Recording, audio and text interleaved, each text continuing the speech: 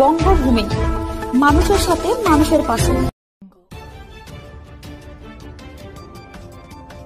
পুজোর আগে জনপ্রিয় সঙ্গীত শিল্পী সৈকত মিত্র মহাশয়কে সম্মানিত করা হলো নেতাজি সেবা ফাউন্ডেশনের পক্ষ থেকে। এদিন নেতাজি সেবা ফাউন্ডেশনের পক্ষ থেকে শিল্পীকে উত্তরীয় পরিয়ে ও পুরুলিয়ার মুখোশগ্রাম থেকে আনা একটি দুর্গামূর্তি ওনার হাতে তুলে দেওয়া হয়। এদিন উপস্থিত ছিলেন নেতাজি সেবা ফাউন্ডেশনের সম্পাদক তথা পশ্চিমবঙ্গ প্রাণী ও মৎস্য বিজ্ঞান বিশ্ববিদ্যালয়ের অধ্যাপক doctor Shantanu Bera, executive member doctor Sukanta Roy, engineer Krishanu Bera, সাংবাদিক ও মেম্বার শুভজিৎ শাসমল, চিত্রগ্রাহক সন্দীপ দাস এবং বঙ্গভূমি নিউজ টিম। এদিন প্রথিতযশা শিল্পীকে সম্মান জ্ঞাপন ছাড়াও দীর্ঘ সময় ধরে পুজো আড্ডা ও নেতাজি সেবা ফাউন্ডেশনের সেবামূলক কাজ নিয়ে অনেক কথা হয়। সৈকত বাবু ও সংগঠনের কাজের খুব প্রশংসা করেন এবং ভবিষ্যতে সংগঠনের শ্রীবৃদ্ধি কামনা করেন। শারদীয়া দুর্গোৎসব এবং তার আগে আমরা চাইছিলাম যে একজন প্রথিতযশা শিল্পী, সবাই জানেন সেই দিনের সোনাঝরা সন্ধ্যা, এবং সেটা মানেই হচ্ছে শ্যামল মিত্র। আর শ্যামল মিত্র মানেই তার পরবর্তী প্রজন্মের একজন বড় শিল্পী এবং বড় নাম হচ্ছে সৈকত মিত্র।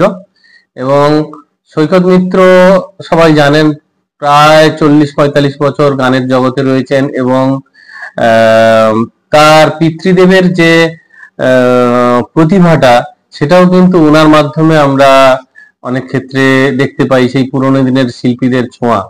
এবং আমাদের যে নেতাজি সেবা ফাউন্ডেশন, এই ফাউন্ডেশন হচ্ছে সবসময় এই ধরনের যে মানুষ, সেই মানুষদেরকে একটা সম্মান জানানোর যে জায়গা, সেটা আমরা তুলে ধরতে চাই। বিভিন্ন সময়ে বিভিন্ন মানুষকে আমরা সম্মান জানাই এবং সেক্ষেত্রে এবছরের পুজোর আগে সবাই জানেন যে পুজো মানেই পুজোর গান, পুজোর অনেক স্মৃতি থাকে এবং সেক্ষেত্রে শ্রদ্ধেয় শিল্পী সৈকত মিত্রেরও এই যে পুজোর আগে ওনার অনেক গান আমরা শুনেছি এবং আমরা স্কোপ পেয়েছিলাম যে ওনার কাছে যাওয়ার, ওনার কাছে আমাদের নেতাজি সেবা ফাউন্ডেশন আমরাও মানুষের জন্য কি কি কাজ করছি সেটা তুলে ধরার, এবং ওনাকে আমরা চেয়েছি আমাদের সংগঠনের পক্ষ থেকে একটা ছোট সম্মান জানানো।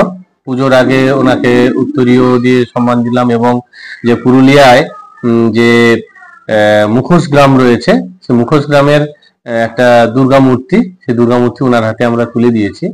এবং সব থেকে বড় কথা হচ্ছে ওনার কাছে আমাদের নেতাজি সেবা ফাউন্ডেশন কি ধরনের কাজ করছে এবং ভবিষ্যতেও ওনার কাছ থেকে আমরা ফাউন্ডেশনের যদি কোনো কিছু সাহায্য পেতে পারি সেই বিষয়ে ওনার সঙ্গে আলোচনা হলো এবং উনি খুবই খুশি হলেন যে একটা ফাউন্ডেশন সুন্দরবনের মতো জায়গাতে বিভিন্ন মানুষের শিক্ষা, স্বাস্থ্য, পরিবেশ এবং মানুষের জীবন জীবিকা নিয়ে কাজ করছে, এটা জেনে উনি খুশি হলেন। এবং সেই সাথে ওনাকে আমরা যেটা বললাম যে শুধু সুন্দরবন নয়, সুন্দরবনের সাথে সাথে আমরা পশ্চিমবঙ্গের বিভিন্ন জায়গা, আমতা বা কলকাতায় কিছু কাজ করছি, তার সাথে সাথে আমরা এই রাজ্যের গণ্ডি ছাড়িয়ে ত্রিপুরাতেও কিছু কাজ করছি।